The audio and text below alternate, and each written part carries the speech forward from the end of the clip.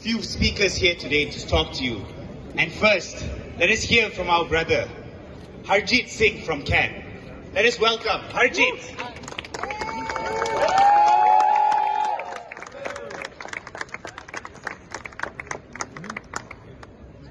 Thank you. So, first day of cop28, we get loss and damage fund. After fighting for it for 30 long years. It's a victory. It is a victory. Yes, let's celebrate. It's a victory. Yay! It's a victory. These leaders deliver what they are supposed to. Yes, it's a victory, but is it enough? No, it's not enough. No, it's not enough. The needs are already running into hundreds of billions of dollars. There are estimates that say we need $290 to $580 billion annually in developing countries alone by 2030. So imagine the scale. Yes, we welcome the pledges, but what's the amount? Just a couple of $100 million. And I must also tell you, as we started analyzing these pledges, we find that it is now looking like a farce. There are pledges which are including insurance, which we know it's not working.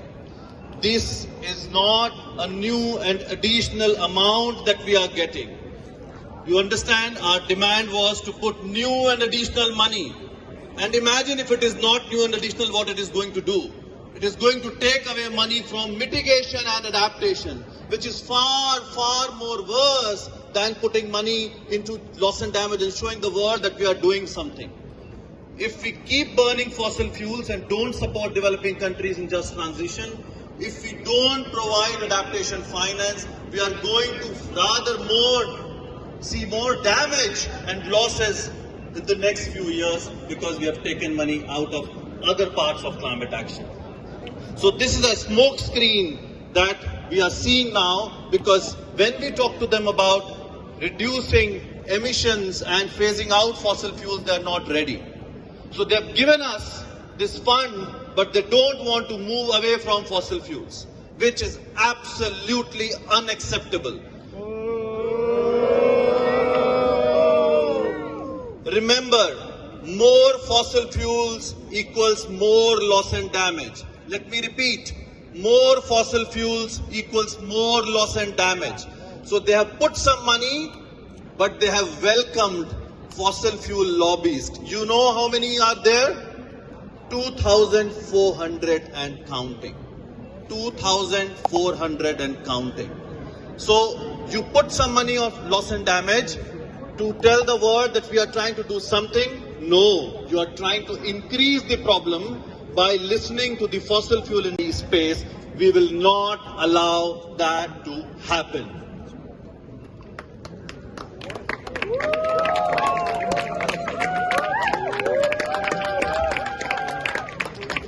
If you really care about people, if you really want to support people who are suffering from loss and damage, you have to focus on the cause, and that cause is fossil fuels.